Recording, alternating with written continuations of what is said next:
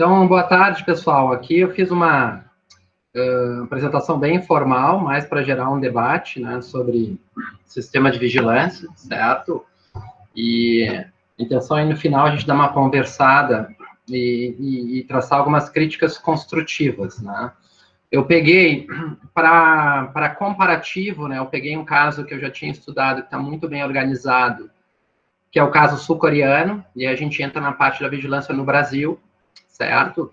E aí que eu vou finalizar com uma iniciativa do Rio Grande do Sul, que foi lançada agora nesse sábado, que é o distanciamento controlado, que é uma ferramenta bem interessante aí de vigilância e que eu vou disponibilizar também os links para vocês, caso vocês queiram acessar, tá? Começar falando um pouquinho de vigilância, são os conceitos, né, de vigilância, o que a gente fala sobre da onde vem o conceito, né? Ele é um termo relacionado à Revolução Francesa, certo? Que significa ficar de olho nos grupos subversivos, certo? Ou seja, monitorar esses grupos e tomar uma ação se necessário. Então, a vigilância, né, implica em monitorar e tomar uma ação quando for necessário. Isso era, então, o significado da vigilância. Vou falar um pouquinho dos conceitos de vigilância, né? Vigilância e saúde utilizados no Brasil, para contextualizar como é que o sistema de vigilância e saúde são divididos, e vou focar, obviamente, mais na vigilância epidemiológica e um pouco na vigilância sanitária, né? Os termos, esse vigilância em saúde, né, conforme esse livro aqui, Vigilância do Campo de Saúde, ele é um imenso guarda-chuva, né, responsável por articular essas práticas de saúde, né, de saúde coletiva. Então, envolve muita articulação, acho que já é um termo bem importante para a gente começar a pensar, tanto que eu destaquei, né, o quão é importante o papel da vigilância, né, na questão de articular os processos da rede, né? Esses são os componentes de vigilância em saúde no Brasil, então ela se divide em sanitária, epidemiológica, ambiental e a saúde do trabalhador. O foco vai ser mais a epidemiológica, mas um pouquinho sobre essa lei de 1990, que define, né, então, essas vigilâncias. A vigilância sanitária, todas as vigilâncias são conjuntos de ações, né? Então, a vigilância sanitária, ela está mais relacionada com a questão de prevenir riscos, né? De diminuir, eliminar ou prevenir riscos. Por exemplo, é muito comum a vigilância sanitária fazer, né, as inspeções nos estabelecimentos comerciais de alimentos para eliminar fatores de risco, né, prevenir esses riscos. Esse é um exemplo clássico da vigilância sanitária. E no caso de Covid, quando eu falar um pouquinho lá no protocolo de emergencial de Covid, cabia a vigilância sanitária prevenir, né, a entrada, então, coube a vigilância sanitária, ela ficou responsável nas questões dos portos e aeroportos, por exemplo. Então, sempre diminuir, prevenir riscos. Já a vigilância epidemiológica, ela está muito relacionada com, acho que todos já conhecem aqui, com conhecimento, né? Gerar conhecimento, ou seja, obter um conjunto de ações onde você registra os dados, monitora e transforma isso em informação, em conhecimento, para te ajudar a intervir, né, na ocorrência das doenças ou auxiliar, né, na tomada de decisão direcionada onde o problema esteja ocorrendo. Então, o que eu gosto aqui, eu separei esses termos ligados às vigilâncias, então estão relacionados a informação, conhecimento, né? Ou seja, tem dados, informação, conhecimento, risco, prevenção e articulação. Então, basicamente, fazendo resumo em 5 palavras-chave aqui relacionadas à vigilância. A Organização Mundial da Saúde, ela fala sobre esse sistema de vigilância epidemiológica, então, é a coleta, análise e interpretação contínua e sistemática desses dados de saúde, né, para monitorar esses eventos, né? E o objetivo principal, então, é apoiar no planejamento, certo? Tanto quando eu finalizar aqui com o exemplo da iniciativa do Estado do Rio Grande do Sul, é justamente isso. Eles estão pegando esses dados de Covid, dados sobre os números de leitos disponíveis, etc., e estão montando, né, uma ferramenta analítica que vai apoiar, né, no planejamento as medidas de intervenção. Isso a gente deixa mais para o final. Aqui a OMS fala, né, em situações emergenciais, aqui a gente está falando, então, rede de alertas e respostas precoces, né? Aqui, o que a OMS fala, e também isso é bem conhecido em saúde animal, que esses sistemas amplos de vigilância em saúde, o que ele quer dizer com sistemas amplos? São os sistemas de vigilância que normalmente já estão instalados nos países, né? Os sistemas de diversas doenças. Eles dizem que quando tem uma situação de emergência, esses sistemas normais, que já rodam nos países específicos para doenças a critérios de cada país, eles podem ser sobrecarregados. Então, eles preconizam que, em situações emergenciais, tem que se fazer uma rede de alerta e resposta precoce para preencher, então, a lacuna, ou seja, ele tem que ter esse elemento a mais dentro do sistema de vigilância dos países, dada a emergência da situação, que é mais ou menos o que a gente tem com o Covid, certo? Então, o que a OMS está dizendo é que tu tem a vigilância aqui na direita, né? Então, que são os programas normais que circulam no Brasil, no mundo, nas regiões, nos seus países, né? E aqui eu salientei alguns exemplos do Brasil. Nós temos a vigilância do HIV, AIDS, dengue, síndrome gripal, SRAG, né? Que é a síndrome respiratória aguda grave, que eu vou falar um pouco depois. E temos a vigilância em situações emergenciais. Aqui cabe no Ministério, está muito associado ao CIEBS, vou falar um pouquinho deles, né? Que ela deve suprir essa demanda a mais em situações de doenças que têm uma alta complexidade ou altamente contagiosas, como o exemplo aqui, nós estamos na pandemia do Covid.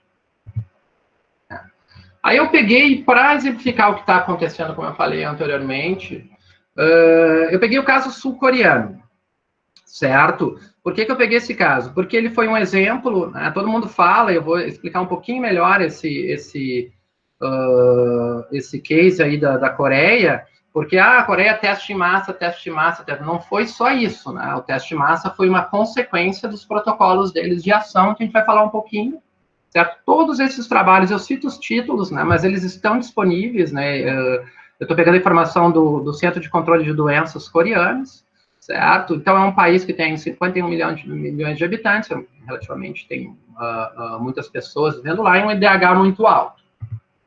Certo? Esse plano deles foi baseado em 2 eixos, certo? Eu acho que é super importante o que eles descrevem nesses artigos, né? O CDC descreve, é que eles implementaram esse plano, mas baseado já na experiência anterior do MERS em 2015. Aí ele revisou e melhorou esses protocolos. Então, eles aprenderam com esse surto em 2015 de MERS-CoV, né? E aplicaram agora em 2020, e ele funcionou, como a gente vai ver depois no final, a comparação das curvas, né, de epidêmicas entre os dois países, a Coreia contra outros países. Então, eles aplicaram na fase inicial a avaliação de risco, e depois um plano de investigação de contato e mitigação, que é um plano muito interessante. A avaliação de risco, de dezembro, né, no final de dezembro, quando iniciou os rumores dessas pneumonias atípicas na China, até março, eles realizaram 8 avaliações de risco. Eu não vou entrar em detalhes, certo? Mas mais para a gente entender a lógica de trabalho e a coordenação do trabalho, mais para ilustrar como o trabalho foi coordenado. Eles tinham essas 2 dimensões, né, que seria composta por risco de importação e transmissão, e o impacto, né, esse risco de importação e transmissão é uma dimensão composta de 2, né, que é clássico da avaliação de risco. O que eles começavam a visualizar? Quando eles falavam em risco de importação, eles monitoravam toda a situação epidemiológica da Covid-19, né, do espalhamento do vírus SARS-CoV-2 na China e em países vizinhos, certo? E com isso eles iam dando, né, aumentando esse risco de importação conforme a doença ia se disseminando. E eles também pegavam informações sobre a transmissão desde o início. O trabalho mostra lá, olha, no início, a primeira avaliação de risco, por exemplo, eles consideraram o risco de transmissão baixo, porque ainda não tinha se comprovado a transmissão de pessoas para pessoas de forma ativa. Então, eles iam monitorando. Em princípio, eu quero dizer aqui que eles iam monitorando vários,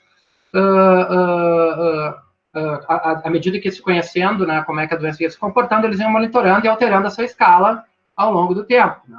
O impacto era muito relacionado, então, depois, o que essa doença, né, poderia causar, dada a transmissão, a velocidade de transmissão, como é que ela ia se comportando. O impacto seria, né, o colapso do sistema de saúde, se ela pudesse causar surtos dentro de hospitais, etc. Então, era uma escala simples, né, vai de muito baixo a muito alto, né, que, considerando essas dimensões aí para moderar essa escala. O objetivo deles, né, como eles falam, né, que entre aspas, que é o que os autores comentam, é justamente ativar as respostas nacionais de emergência, ou seja, eles utilizavam a avaliação de risco para coordenar, né, as respostas conforme os riscos iam sendo emitidos, certo? Então, eles pensavam muito nisso ainda, porque também não haviam ainda medidas farmacêuticas conhecidas, como vacina ou tratamento. Então, eles utilizaram essa ferramenta para disparar as respostas nacionais. Como mais ou menos funcionou? Então, aqui é uma timeline deles, né, com os motivos para a realização da avaliação de risco, ou seja, cada avaliação, vocês olhem a setinha em vermelho aqui, são as 8 avaliações que foram realizadas, e aqui os casos, sendo que as barrinhas vermelho, rosa aqui, né, eles são os casos que foram importados, e aqui já começou a ter transmissão, né, exponencial e transmissão dentro do país, mas secundária já. Tá? Eles fizeram a primeira, já tinham risco baixo, lá em 8 de janeiro, já em seguida, ó, vocês podem ver que já subiu para moderado. Quando eles estavam monitorando, já começaram a aparecer casos, aqui é um resumo, né, obviamente, casos importados no Japão e na Tailândia, disparou a realizar a segunda, e aí já teve casos importados na Coreia, dia 20 de janeiro, já dispararam uma terceira, e assim foi indo. Olha como eles monitoram, né, os casos na China, eles monitoravam casos ocorrendo em hospitais, eles estavam muito preocupados com surtos em hospitais, acho que o SARS aconteceu isso, eram surtos em hospitais, né? E assim que a OMS declarou emergência internacional, dispararam uma outra análise de risco. No último, né, que foi o risco mais alto, a última que eles fizeram, quando já tinha um crescimento exponencial, eles fizeram a última avaliação de risco. Bom, e essas avaliações de risco, então, elas eram utilizadas para direcionar, coordenar as ações que iam sendo realizadas conforme o risco determinado, né? Então, já de início, é interessante a coordenação deles, isso está muito claro, a gente consegue entender os procedimentos realizados. Eles já, em janeiro, eles já começaram a realizar os protocolos de triagem nos aeroportos, certo? De febre, só de Wuhan. E já começaram a desenvolver os protocolos de diagnóstico, isso já no início de janeiro. Vejam que lá, no final de janeiro, eles já tinham a RT-PCR desenvolvida, certo? Em 18 províncias já tinham, ou seja, em 18 estados, acredito eu, é o equivalente, já tinham, então, a RT-PCR, eles já tinham, então, a capacidade de diagnóstico, isso é bastante importante, né? E isso... Esse o artigo não comenta, mas ali em algumas reportagens, né, o país também investiu muito em biotecnologia, então eles tinham essa capacidade de resposta. Então vamos dizer que 30 de janeiro, antes ainda da epidemia ter atingido fase exponencial, eles já tinham desenvolvimento do protocolo de diagnóstico e tinham uma capacidade de desenvolver um grande número de diagnósticos. Vejam que, na segunda análise de risco, aqui é um ponto bastante importante que eu vou contrastar depois no Brasil, certo? Que é uma das ações implementadas, eles focaram em detecção precoce. Parece bastante. Aqui, antes de ter o primeiro caso, eles já desenvolveram os protocolos de detecção precoce, né, e rastreabilidade de casos. Esse era o foco deles, certo?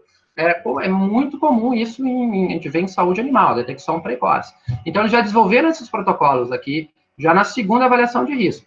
Né?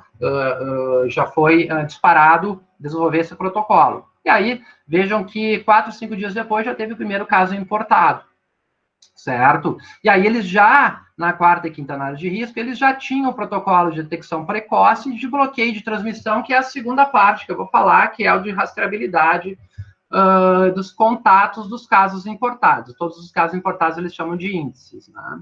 E aí vai, né, até chegar aqui a última situação, né, eles tinham um estágio de emergência N4, né, eles não entraram em detalhes porque eles chamam de N1 a N4, já quando começou a fase exponencial, ele já tinha um estágio de emergência N4, ele já deve ter disparado uma série de protocolos.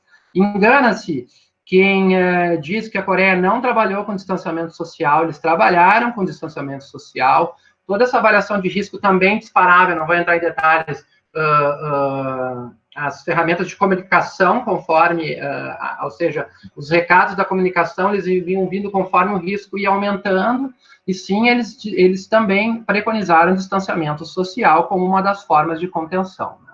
E aí, nesse caso, já tinham 556 casos em 23 de fevereiro, né, desde a entrada da primeira em 20 de janeiro, já tinham 556, só que mais da metade dele, 315, foi um surto, né, numa igreja, né, de grupos religiosos. Isso é um surto bem famoso aí lá na Coreia.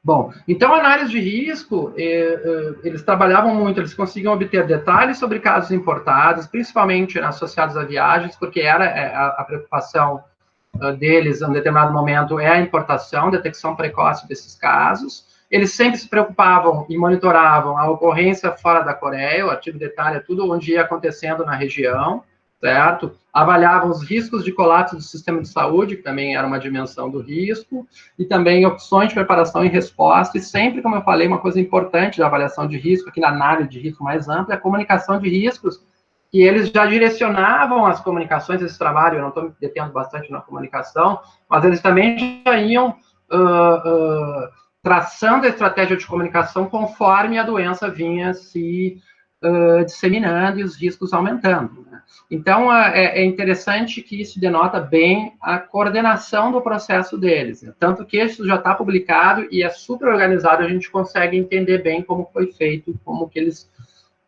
combateram a pandemia. Né?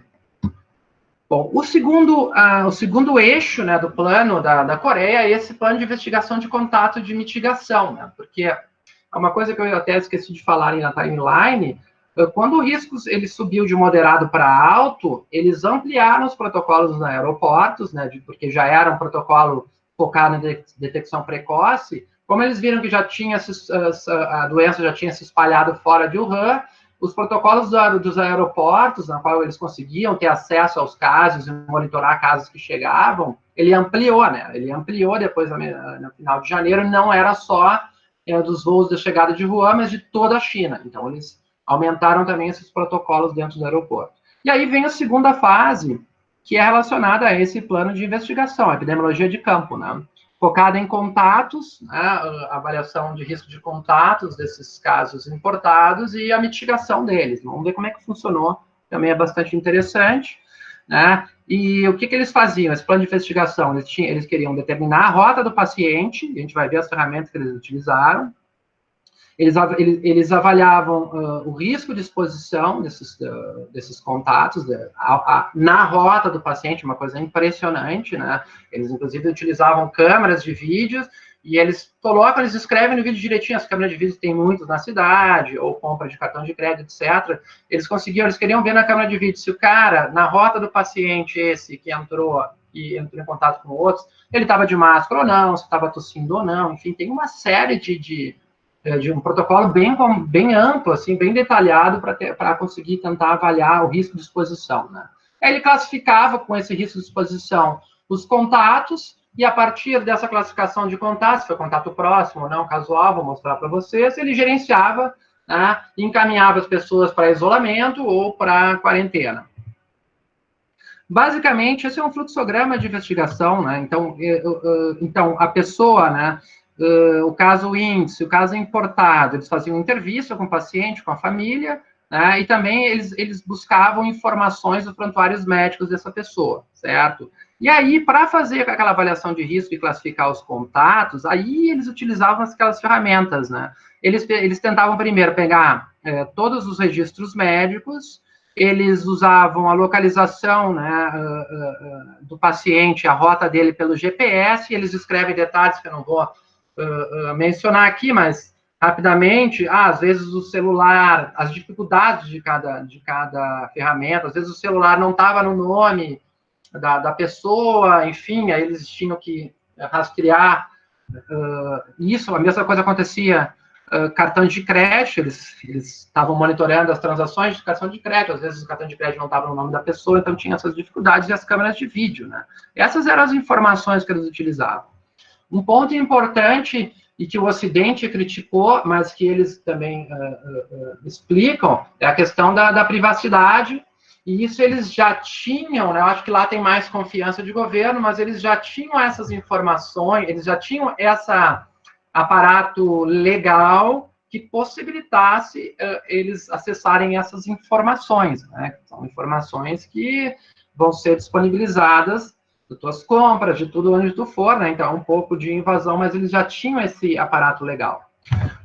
Feita a entrevista, traçado a rota aí desses pacientes, desses casos índices, por GPS, por compra de cartão de crédito e por câmera, eles classificavam esses indivíduos, que eram, eles chamam de contato, né? Faziam avaliação de risco, observavam todas essas variáveis, câmeras, vídeos, etc., e eles classificavam se era um contato próximo ou um contato casual, tá?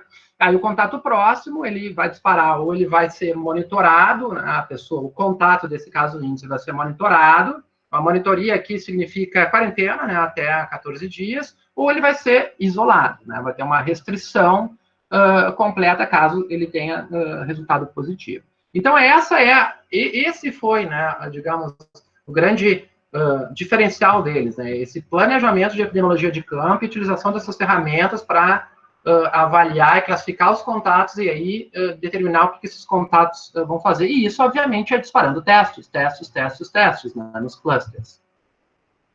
Aqui nesse artigo, eles descrevem os primeiros, só para ilustrar a dimensão da rastreabilidade, e que isso só é possível fazer, certo? No momento que tu tenha uma antecipação, que você esteja agindo precocemente. No momento que a doença já tem já esteja muito disseminada, esse protocolo ele vai se tornar difícil. Então, por isso que eles preconizaram essa detecção precoce e começar a rastrear os contatos importados para prevenir que a doença se espalhe, porque depois disso fica muito difícil fazer esse tipo de rastreabilidade, né? Se a gente for ver no Brasil hoje com 200 milhões de habitantes, se não tivesse feito no início, isso já não dá mais para fazer, né? Então, eles só para ver a dimensão aqui para vocês, né? Esses 30 primeiros casos, eles geraram 2.370 contatos. Teve uma pessoa aqui que gerou 649 contatos, né? Isso foi numa, claro, uma aglomeração naquela caso religioso lá, etc. Então, eles tinham que investigar tudo isso. 9 deles, desses casos primários, transmitiram para 13 pessoas. Então, teve uma taxa de ataque secundário de 0,55%. A maioria deles aconteceu, né, em casa, né? Dos 119 dos contatos secundários dos primários, aconteceram em casa, então teve uma taxa aqui de maior transmissão, aqui ela é geral, e aqui a da transmissão de família, né, household, né? Claro que se sabe, bem, a pessoa voltou de viagem, entra em contato com a sua família, ele vai ter maior chance, né, de espalhar. Bom, aqui é um outro trabalho só que eles caracterizam epidemiologicamente os 28 primeiros contatos, né, sendo que são 16 índices, 10 secundários e 2 transmissão secundária. Sempre, então, a gente está falando dos índices, são sempre os importados que eles pegavam rapidamente para os protocolos que eles tinham nos aeroportos. O que é interessante? Vou pegar um cluster 1. Então, eles eram os agrupamentos ou os clusters de casos, ou seja, cada importação, cada índice gerou clusters, alguns enormes, certo? E esse é o interessante. Esse é o paciente, então, é o 3, que era um homem de 54 anos, que ele chegou de Wuhan, esse foi o primeiro caso importado, né? Ele chegou de Wuhan, dia 20, ele estava assintomático, certo? Dia 22 de janeiro, ele começou a apresentar os sintomas, mas ele jantou, né, esse paciente com 6, certo? Ele jantou, né, e eles, inclusive, chega a ser um pouco assustador, né? Eles sabiam quanto tempo esse cara jantou. Em 1h30 ele teve contato, né? O 3, que chegou de Wuhan, 2 dias depois, ele já estava apresentando sintomas, mas jantou com o paciente 6, transmitiu para ele, certo? 4 dias depois, esse paciente 6 já apresentou sintomas, ele passou para a esposa e para o filho. E esse 6, por sua vez, já passou para o outro naquela igreja lá, certo? E eles também, por esse trabalho, eles já começaram a estimar que o período de incubação médio era 4 dias e meio, que é o que tem hoje, os trabalhos estão mostrando que o período médio de incubação dessa doença é em torno de 5 dias, que 97,5% das pessoas apresentam Covid até, no máximo, 11 dias, e 14 é o período máximo extrapolável. Né? E aí nós temos só um exemplo, eu peguei um exemplo bem drástico para contrastar, certo? Em períodos similares, né, de 20 de fevereiro e 30 de março, peguei a Itália só para mostrar, então, como é que estava, né, aqui são a incidência, né, a epidemia de incidências. A Itália, nesse mesmo período, ainda estava, né, com um pico alto, e a Coreia já tinha resolvido a situação, né, a doença já se tornou estável nesse período. Isso mostra o sucesso dessa abordagem de detecção precoce e rastreabilidade dos primeiros casos, né, e contatos deles para impedir a disseminação da doença. Bom, e a vigilância no Brasil? Bom, aqui eu vou apresentar, é mais para gerar, né, críticas construtivas, né, não quero ser um engenheiro de obra pronta, mas é muito complexo, a gente não tem essas informações, como no caso da Coreia, que fica extremamente simples de mostrar algumas atividades e como é que eles trabalharam, né, na coordenação de resposta à pandemia. Mas eu vou tentar mostrar aqui na Vigilância do Brasil. Eu não vou entrar, eu vou mostrar um pouquinho, né, da institucional, porque é importante só entender brevemente como é que ela é estruturada, né, o Ministério da Saúde e a sua relação com os estados e municípios. Então, eu peguei essas informações, eu fui garimpando essas informações e pegando os protocolos que o próprio Ministério subiu na página. Então, o Brasil aí, né, com 210 milhões de habitantes, e um DH alto, menor um pouco, né, do que da Coreia. Né? O que eu quis dizer, né, o Ministério da Saúde, ele é o gestor nacional, certo? E ele tem outros organismos que fazem parte, como a Fiocruz, outros hospitais federais, a Anvisa, que é a Agência Nacional de Vigilância Sanitária, que fazem também parte do Ministério da Saúde. E nós temos as secretarias estaduais de saúde e as municipais, ou seja, cada município é responsável. Né? E tem essas comissões de integração, né, que é o bipartite, que, ou seja, o Estado integra com o município, e a tripartite, né, é o Ministério da Saúde integrando com o Estado, integrando com os municípios. Então, existem essas comissões de integração, bom, milhares de outras coisas, mas, a grosso modo, eu queria mostrar a importância, né, digamos, uma estruturação não é... Então, como a saúde ela é municipalizada, mas cabe ao Ministério ser o gestor nacional, e 50% da verba de saúde vem do Ministério, o resto dos municípios e dos estados. O que eu quero dizer da estruturação e da integração, só dando um exemplo aqui de uma secretaria do Estado do Rio Grande do Sul, na qual eu estou mais próximo, né? Obviamente, nós temos aqui, o foco é a vigilância e saúde, é uma divisão importante, é um departamento importante dentro das secretarias estaduais de saúde, todas elas têm essa divisão, né, porque isso está na Constituição, e as vigilâncias de saúde, elas estão divididas naquelas 4 vigilâncias, como eu falei anteriormente, né, então, a maioria aqui estou falando do Centro Estadual de Vigilância e Saúde, ele tem essas divisões, né, sanitária, ambiental, epidemiológica, e eu peguei aqui só um exemplo para mostrar como é que funciona a integração do Estado bipartite com os municípios, que foi que eu tive a oportunidade de trabalhar com o sistema de vigilância de doenças transmitidas por alimento, né? Então, o sistema de vigilância epidemiológica de DTA, ele é responsável pela consolidação, coleta, aquele clássico, coleta, consolidação e análise dos dados de investigação de surtos de doenças transmitidas por alimento, certo?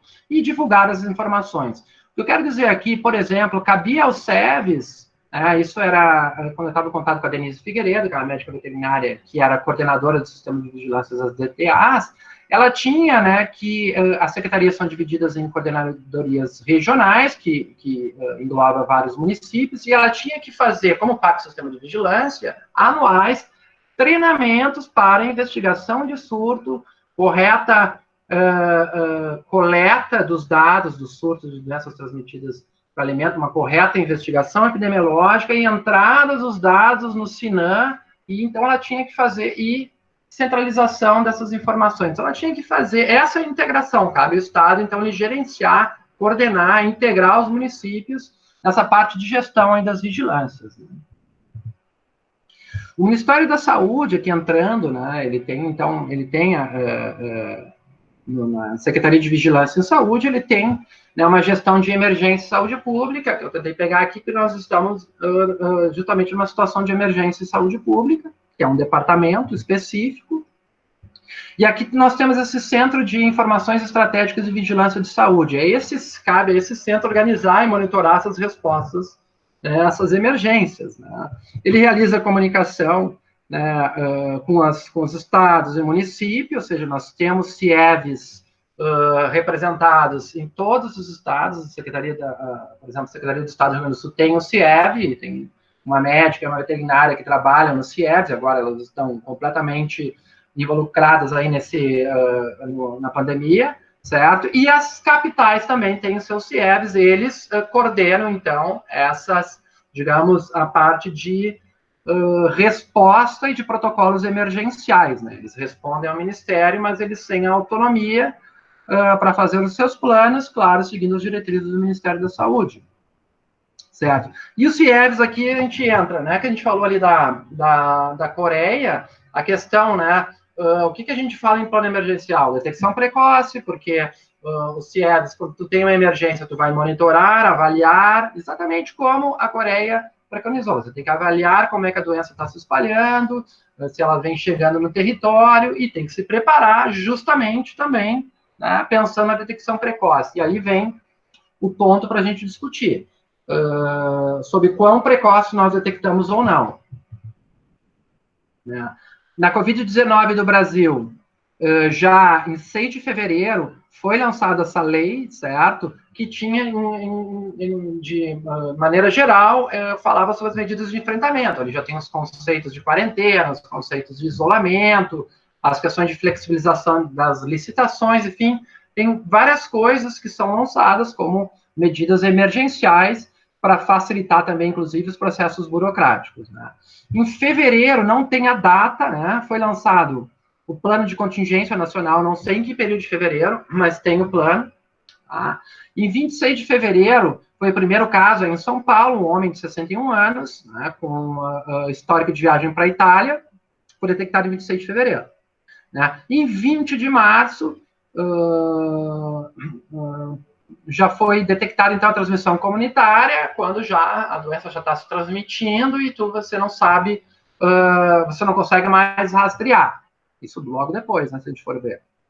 Né? E do dia 3 de abril, né, o Ministério da Saúde, ali na vigilância, no sistema na Secretaria de Vigilância e Saúde, lança o Guia de Vigilância Epidemiológica, e nesse período o Brasil já tinha 4.048 casos confirmados.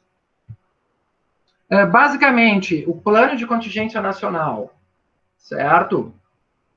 Ele foi lançado em fevereiro, mas em 22 de janeiro, eles já montaram um centro de operações de emergência e saúde pública. Às vezes já tinha isso, então, em janeiro já tinha esse centro de operações, não sei os detalhes, como é que eles lidaram com esses propósitos, e eles publicaram, né, esse plano de contingência nacional, e eles deram 3 níveis de resposta, né, que eles chamavam de alerta, né, quando tinha um risco de introdução elevado, mas não apresentava casos suspeitos. Se a gente for ver, mais ou menos, um processo de avaliação de risco, mas não tem um detalhe.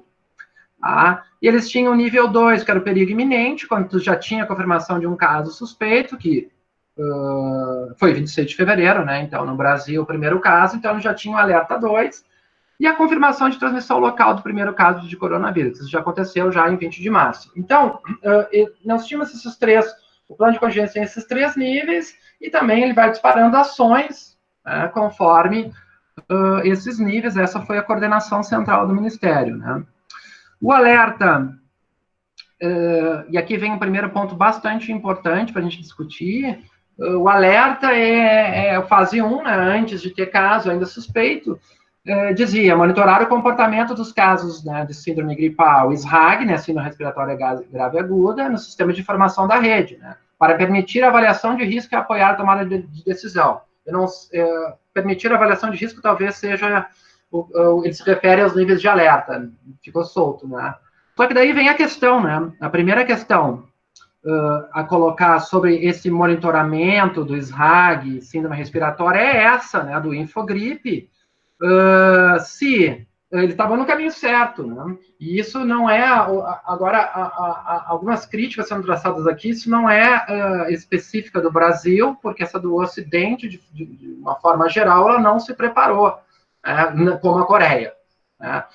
Quando lançam, né, um alerta, a fase 1, dentro de um programa de resposta emergencial, aí eu coloco aqui os dados do próprio Infogripe, né, que é o que gerencia essas informações do Sistema de Vigilância de Síndrome Respiratória Aguda e da Síndrome Gripal. Aqui é só para mostrar 2017, 18, 19 e 20, na semana epidemiológica 7, isso é um pouco antes do carnaval, elas já estavam subindo, e próprios pesquisadores da Fiocruz diziam que elas eram muito mais altas do que os anos anteriores. Então, algo já estava acontecendo, e a mesma coisa se passou na Itália e nos Estados Unidos. Depois também aquela questão de probabilidade, né? Depois que o evento passa, é fácil olhar, né? Ninguém se deu conta, na verdade, que estavam aumentando as RAG e que era um indicador que a doença estava entrando, tá? Bom, aí vem o perigo iminente, né? Não vou colocar, claro, são milhares de coisas que estão colocadas lá, mas eu só pincei algumas coisas para gerar discussão, né? Quando tu entra no perigo iminente, quer dizer que a doença já tem um caso suspeito, opa, eu tenho um caso suspeito e tenho introduzido a doença, entra, né, um segundo estágio de alerta do programa, certo? Que ele já começa, então, o Ministério aqui, que é importante, integração, né, com os estados, ele começa a orientar a implantação do Centro de Operações de Emergência e Saúde Pública, que é o COI Covid-19 nos estados, então eles já estão começando a implantar nos estados e nos municípios esse centro de operações emergenciais, mais para controlar o fluxo de informações e monitorar a ocorrência da doença, né? E também, no perigo iminente, eles começam a emitir alertas, né, para as secretarias estaduais de saúde sobre a situação epidemiológica global e nacional, certo? De novo, no perigo iminente, começa, então, a se intensificar esse processo de alerta e se organizar os fluxos de informações de rastrear onde as doenças estão ocorrendo, onde os casos de Covid estão ocorrendo no Brasil. E aí a emergência, né, vem quando já começa a ter o espalhamento local, secundário, e que a doença, então, já entrou e está se espalhando. E aqui, tem um ponto importante que eles dividem como na saúde, na vigilância sanitária. Cabe a vigilância sanitária fortalecer as orientações das equipes de portos, aeroportos de fronteiras e recintos alfandegados, né, sobre as medidas de prevenção. Eu não sei como funcionou exatamente, né, então houve um disparo de fortalecimento, não sei como isso se deu. A princípio, pelo que eu acompanhei, isso posso ouvir de vocês, se vocês já ouviram alguma reportagem, eu não sei se fizeram monitoria de febre, de sintomas, não sei como é que exatamente foi, mas o que importa é que teve essas orientações, né, de portos e aeroportos, né, e também, né, quando a doença começou a se espalhar, eles colocam, né, um ponto no plano, é conduzir investigação epidemiológica e rastrear contatos. Também fui atrás, eu não encontrei esses protocolos de rastrear contatos, mas, claro, se sabe, né, que o CIEVS, ele tem centros fortes de treinamento, né, teoricamente, as pessoas são treinadas. O EPSUS é para isso, né, para treinamento de condução de investigação epidemiológica a campo. Então, teoricamente, já havia, então, essas orientações na condução da investigação epidemiológica e rastrear os contatos. Mais ou menos o que a Coreia fez, obviamente, não teve essa riqueza de detalhes, né? Aqui é para dar um exemplo, né? Então, um exemplo da semana epidemiológica 17 do SED sobre condução de investigações epidemiológicas, acho que é sabido em todo mundo, né? No Brasil, aí que está, aí no mundo, a doença está se espalhando muito em frigoríficos e também em lar de idosos, né? Então, há uma preocupação muito grande na condução de investigação de surtos, em que eles chamam surtos em ambientes fechados, certo? Então, aqui nós temos um frigorífico em Passo Fundo, que teve, né, 2.419 expostos, ou seja, pessoas que trabalhavam nesse período, e quantos foram infectados e os casos secundários. óbitos e óbitos secundários, né? Só que o que eles fazem aqui? Né? Como eu não tenho uma capacidade de teste, eu vou falar um pouquinho depois, por exemplo, os primeiros casos suspeitos, certo? Nesses ambientes fechados na investigação de estudo, os primeiros casos, esses são diagnosticados, confirmados, certo? Com o PCR, manda para o LACEN. Os casos contatos, os casos secundários, é só por vínculo epidemiológico. Não tem, isso é o que estava no boletim, não tem, eles não testam, eles confirmam por vínculo epidemiológico os casos de Covid, que isso saiu, então, né, no guia de vigilância, essas definições operacionais, né, de que considera um caso positivo confirmado por laboratório e também por vínculo epidemiológico. Então, eles estão fazendo isso, né, pelo menos no Rio Grande do Sul, nessas investigações em ambientes fechados, testam os primeiros suspeitos, confirmam, rastreiam seus contatos, e se tiver vínculo epidemiológico, eles vão considerar um caso de Covid-19. Bom, esse guia de vigilância saiu lá em abril, né, só mais a título de curiosidade, ele integra, né, ele começou a integrar o sistema de vigilância ao sistema SRAG, né, aos casos de Covid, porque é uma síndrome respiratória aguda grave, certo?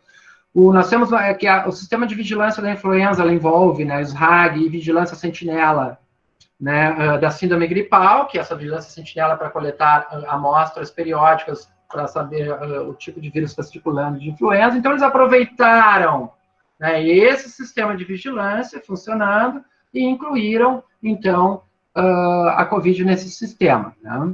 E fizeram também esse guia de vigilância.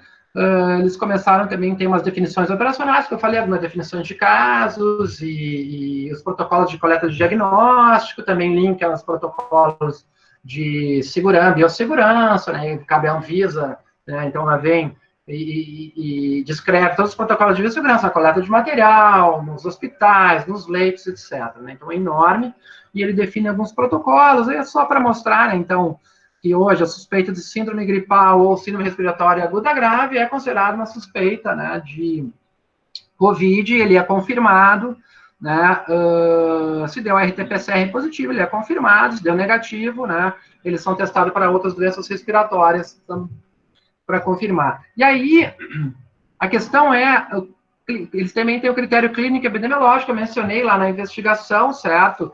Os casos que tiveram contato próximos, do domiciliar ou próximo com Covid-19, não sei exatamente o que eles consideram próximo ou domiciliar, é fácil de entender, de um confirmado Covid-19, ele já é um caso confirmado, é isso que eles estão fazendo nas investigações ali de institutos em ambientes fechados. Não, então, se sabe, então, cabe ao sistema, né, a vigilância epidemiológica, coordenar todo esse processo de informação, dentre outras milhares de coisas. Então, aqui é o painel, né, do coronavírus do Ministério da Saúde, é só mostrando que eles estão integrando, né, o sistema COVID à vigilância sindrômica de SRAG, certo? E aqui se mostram, né, os dados mostrando que, comparando com 2019, que o número, né, obviamente, de síndrome respiratória aguda aumentou de uma forma absurda, né, em função da pandemia. E também, né, aqui como que é o painel do Ministério da Saúde, né, gerenciando e informando, né, os casos de Covid no país inteiro, né, então, e as situações, atualizando ela em tempo real, com os dados que vêm dos municípios e dos estados. Bom, também saliento que tem muitas iniciativas individuais, iniciativas de pessoas que, dentro do repositório GitHub, estão organizando dados da secretaria, disponibilizando as informações que têm acesso, o próprio Infogripe também disponibiliza todos esses dados, né, para que são dados públicos, para que se possa, né, analisar também as informações, e assim tem um monte de grupos aí, que também estão disponibilizando no Brasil, Brasil.io, em Covid Brasil, disponibilizando outros tipos, né, de tratamento de dados do Covid-19. E aí, bom, entrar no estado do Rio Grande, vou falar agora do Rio Grande do Sul, mas antes, então, como a saúde ela é municipalizada, né, então, os estados e municípios, eles criam seus próprios planos de contingência, vocês procurarem na internet, todos os estados vão ter os seus planos de contingência, que eles devem estar, então, harmonizados com o Ministério, mas eles têm autonomia para ser mais, né, isso é de praxe, e os municípios também. Né? Não sei até que ponto, obviamente, não entrei em detalhes, é impossível, né? Até saiu uma pesquisa do CNM, né, dos municípios, a 31 de março, dos 2.574 municípios entrevistados, 78,4% deles já tinham elaborado um plano de contingência. Então, seus municípios, eles podem elaborar os seus planos de contingência, eles têm essa independência, né, seguindo as orientações gerais do Ministério, eles podem, então, ter autonomia para fazer coisas a mais do que um plano geral do país, né? Eles têm essa autonomia. Aí vou falar só rapidamente, para finalizar, a iniciativa de vigilância do Estado, né, no Rio Grande do Sul, que ele lançou sábado agora, o governador do Leite, que ele chamou o programa de distanciamento controlado. Tem um pessoal aí ex-alunos aqui do Departamento de Estatística participando, né? E eu utilizei aqui slides da apresentação do governo do Estado, né? E tem aqui o link que vocês podem ter acesso a essa iniciativa, né? Que se chama, então, distanciamento controlado. Ela nada mais é do que, ela sintetiza, então, do que um processo de vigilância, como é que é o processo de vigilância? Que é ordenar, né? Pegar as informações, os dados disponíveis, para tomar decisão, para te auxiliar, né, nas tomadas de decisão. E é justamente isso que o Estado fez, certo, nessa iniciativa. Tá? Basicamente, bem de linhas gerais, ele divide estados em 20 regiões, certo? Essas regiões, elas foram aglutinadas porque, conforme a existência de leitos de UTI e hospitais referência, né, da Covid, onde tinha hospitais, eles iam juntando nessas regiões. Esse foi o critério, né, a presença, né, de leitos e hospitais para dividir essas regiões. E aí ele utiliza, né, duas dimensões que eles chamam de propagação, né, a capacidade, eles chamam de dimensões de propagação e capacidade de atendimento do Estado, que está muito ligado a número de idosos, está muito ligado a leitos de UTIs disponíveis por habitante, por idoso, enfim, tem todos os critérios, e no link vocês podem ver lá. E ele divide essas regiões em 4 bandeiras, né, amarela, laranja, vermelha e preta, né, e aí já está saindo, os decretos já saíram, cada bandeira vai gerar um protocolo obrigatório que é especificado. Tem um protocolo geral e um protocolo especificado, obviamente. Então, em linhas gerais, quanto pior é a bandeira, quanto maior é o risco, conforme essas dimensões, menor vai ser a flexibilização. Então, é um processo aí de distanciamento controlado, como o próprio nome do programa falou. Né? Então, essas são as regiões, então elas estão divididas, né, realmente pela leitos de UTIs, né, Porto Alegre é o que tem maior número de leitos, então eles já fizeram essa divisão, e a partir daí eles têm, né, eles têm esses critérios aqui, propagação e atendimento, tem esses critérios, e cada um desses critérios tem vários indicadores, certo? Eles chamam de velocidade de avanço, estágio de evolução, incidência de casos sobre a população, cada um deles tem vários indicadores, né? Então tem a propagação, é hierárquico, né? A propagação gera esses 3 critérios, e cada um tem vários indicadores que eles estão calculando, né, em tempo real. Por exemplo, velocidade de avanço, eles pegam a cada 7 dias, ou a incidência hoje. Daqui a 7 dias, eles dividem essa incidência pela incidência, né, da semana passada, para ver, né, a razão aí de aumento da velocidade aumento da velocidade, para ver se a epidemia vem avançando mais em relação a 7 dias anteriores. Então, isso é tudo em tempo real, ele vai ele é dinâmico, né? E vai alterando, então, conforme os pesos e critérios, as classificações das bandeirinhas, né? Aqui dá para ver se eu consigo, depois eu abro para vocês, se a gente estiver discutindo como é que é esse processo, certo? Aí você tem um mapa lá do Rio Grande do Sul, você tem as regiões, você clica na região, dentro de cada região tem os municípios, você pode clicar. Hoje, que eu me lembro de cabeça, o município que a bandeira maior, a bandeira vermelha, é Lajeado, né? E ele, então, vai ter um protocolo de bandeira vermelha, né, além, digamos, são medidas adicionais, né, para a flexibilização aí das medidas. Então, e aí eu finalizo, só para mostrar, então, né, as nossas situações, Brasil, né, de 15 de março até hoje, né, Coreia de 15 de fevereiro até hoje, a Coreia então tem um mês antes, né, a gente está um mês depois, mas mesmo assim, né, esse gráfico eu já tinha mostrado, hoje o Brasil ainda está, né, a epidemia no seu pico, e a Coreia já tem uma resolução aí, uma certa estabilização. Isso pode ser em função dessas diferenças, né, de protocolo, e principalmente da preocupação e a organização, né, desses protocolos, a coordenação desses protocolos, uma preocupação muito grande da importação e, se em caso entre, trabalhar um protocolo de rastreabilidade muito detalhado, né, usando várias tecnologias. Era isso que eu tinha para apresentar para vocês, pessoal. Agradeço aí a participação e o convite.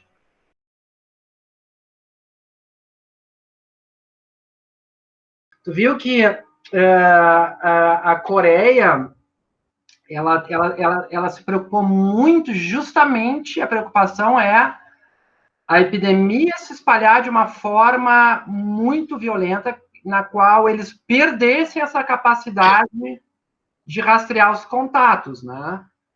Eu não saberia te dizer, tanto que, o que eles fizeram? Os trabalhos deles são muito em cima dos 16 primeiros casos índices e como eles rastrearam todos esses caras de início, né? Sendo que isso também não foi a única estratégia deles, né? A estratégia de comunicação também disparava distanciamento social. Eles tiveram tudo isso, mas essa preocupação, né, enorme com a detecção precoce, certo? E aí eles teriam ainda pernas para conseguir rastrear. Eu acho, Ricardo, não sei se eu vou te responder a tua pergunta.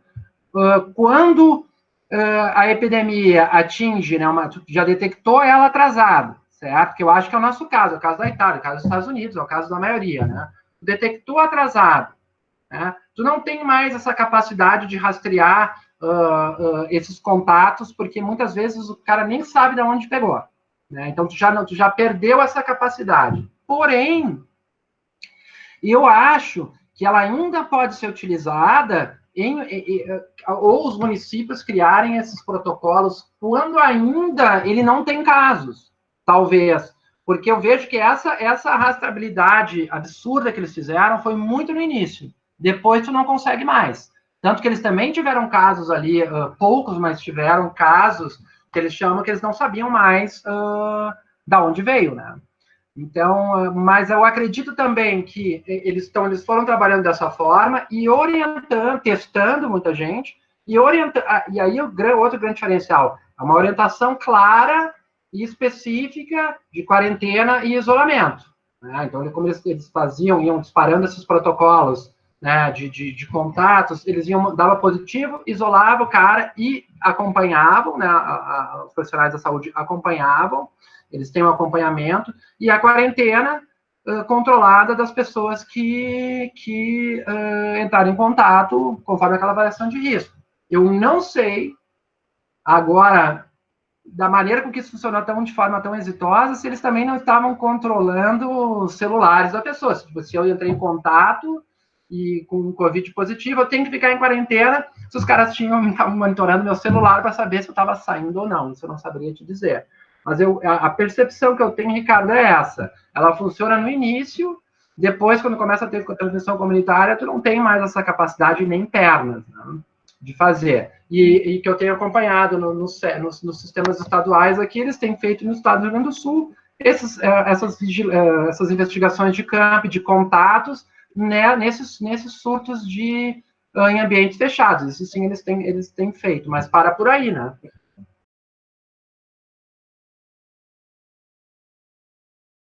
Situação dessa. Exatamente. Mas isso aconteceu não só aqui, né? E aí eu fico pensando com toda a tecnologia, né? Inclusive, não sei se vocês já viram o sistema lá desenvolvido pelo Instituto Robert Koch, lá, que um trabalho, aquele de distância efetiva dos aeroportos. Tinha essa ferramenta que os caras até agora publicaram, que funcionou, foi validada, inclusive saber mais ou menos, tem lá os aeroportos, pegava os aeroportos, eles tinham todas as análises de rede de aeroportos, tu conseguia saber qual era o porto mais provável de chegar e o tempo, né? Pela distância efetiva, tu conseguia calcular o tempo de chegada a partir de aeroportos da China. Tinha isso também. Tinha, esse não é tão óbvio, né? Mas era uma ferramenta que foi usada em H1N1 e funcionou e viu que daria para fazer isso. Ninguém usou. E aí a própria, esse aí do SRAG, né? A infogripe lá mostrando por que ninguém fez nada. Não entendo.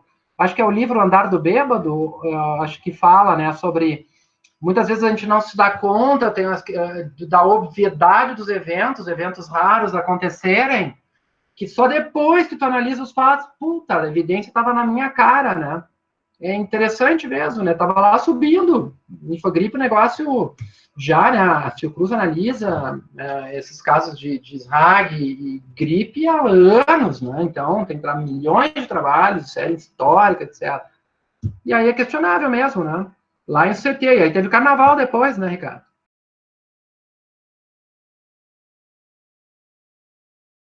Não, o Rio Grande do Sul depende, né? Ele está fazendo PCR nos casos, mesmo protocolo. Teve uma informação no plano e até é importante aí para vocês que estão modelando, né? Que eu não sabia. Eles até o plano de emergência falava até 100 casos suspeitos, você testa do início da epidemia, você testava todo mundo. Isso aconteceu no estado, né? Síndrome gripal, dorzinha no corpo, tosse, testando todo mundo. A partir daí só os que chegavam e eram internados em hospitais, os graves, né, que é o protocolo geral que tem acontecido no Brasil. Então, para isso, se fazem PCR.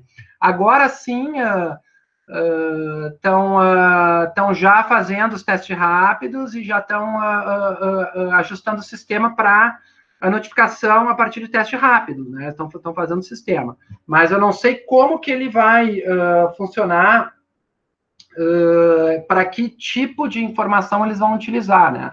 Mas como os testes rápidos já estão começando a ser feitos em larga escala, pelo que eu conversei com a Sabrina Viseu, que é aqui do CIEVS, aqui do Estado, falou que eles estão já ajustando o sistema para notificação desses testes rápidos. Não sei se já está disponível, né, para fazer até em farmácia, esses testes já estão sendo realizados, eles vão entrar no sistema.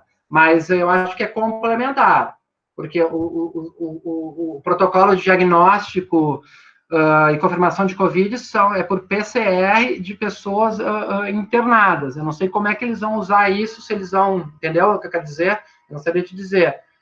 Eles vão botar no sistema, mas eu não sei se eles vão contabilizar como um caso de Covid a mais que está entrando aí. Eu não sei como que eles, o próprio Ministério vai organizar essa divisão aí de quem foi testado rápido, confirma se ele teve caso, não sei como é que eles vão fazer.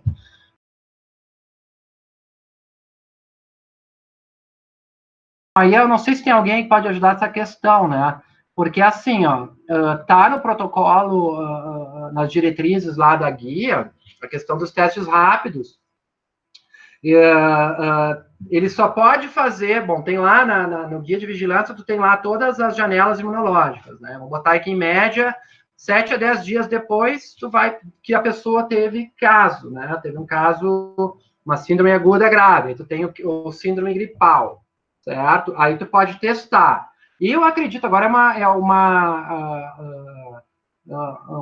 estou supondo, eu acredito, vamos supor, se tu não teve capacidade de testar aquela pessoa que entrou ou que deu entrada ali na atenção primária, numa unidade de saúde, etc., teve sintomas de Covid, foi internada e não foi feito PCR e depois feito o teste rápido, eu acho que sim, tu vão considerar esse caso aí como o Covid positivo, né? Eu acho que ele até, não sei se está falando, gerar mais subnotificações. O teste ele foi validado, agora vocês estão sabendo, aquele estudo da UFPEL, né? O grupo lá de epidemiologia da UFPEL fez um inquérito epidemiológico, certo? Em 4 fases. A primeira, se eu não me engano, deu 0,5%, né, positivos. Ele fez em 4 fases e está validando, né, esse teste. Então, das pessoas que eram positivas no PCR, 15 dias depois, eles rodaram um teste rápido. A sensibilidade desse teste foi de 77%, né? Mais ou menos, a especificidade de 99%. Eu não acredito que ele aumentaria as subnotificações, eles vão criar um protocolo. Eu acho que é até melhor, se determinadas pessoas que tiverem alguma síndrome gripal e não forem testadas eventualmente, que chegarem no posto de saúde e forem testadas com teste rápido depois desses sintomas, eu acredito que viria a melhorar, não a subnotificar. Não sei se eu te respondi.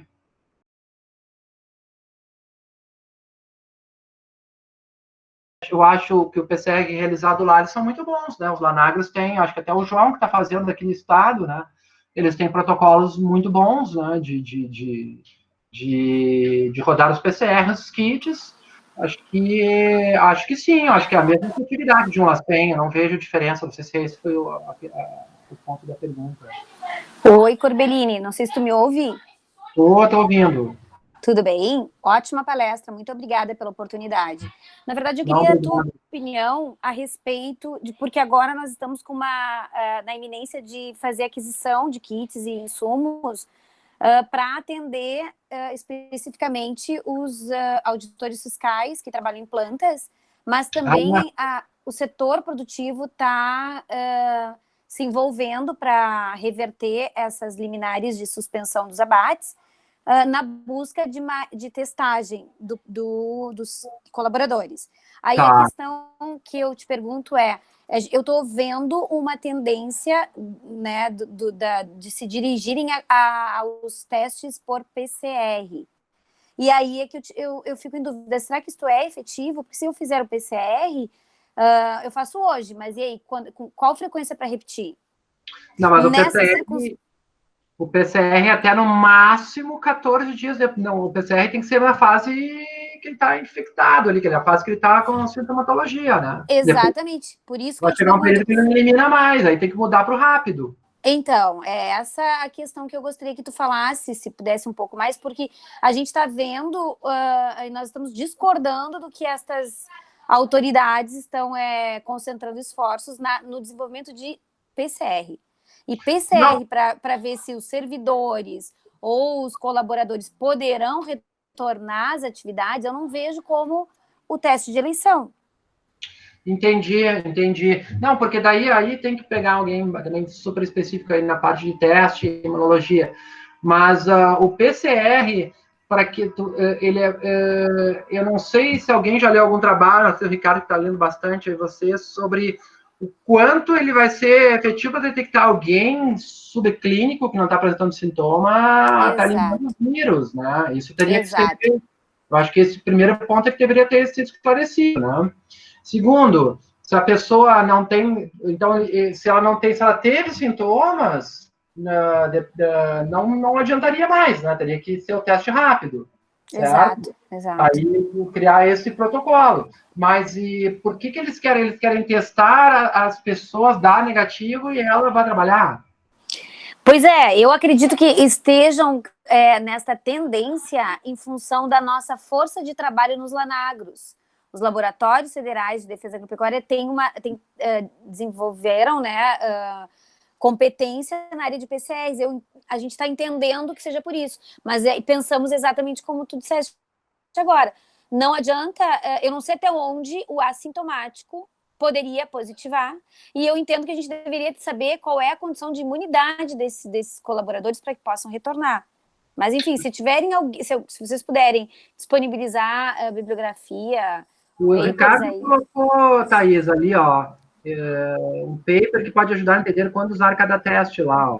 Excelente. Excelente. Esse paper ele é bem ilustrativo, ele tem as curvas de probabilidade de detecção, né, para cada amostra, né, com base no tempo, e depois de IgM e IgG para teste rápido. Bem bom. Muito obrigada.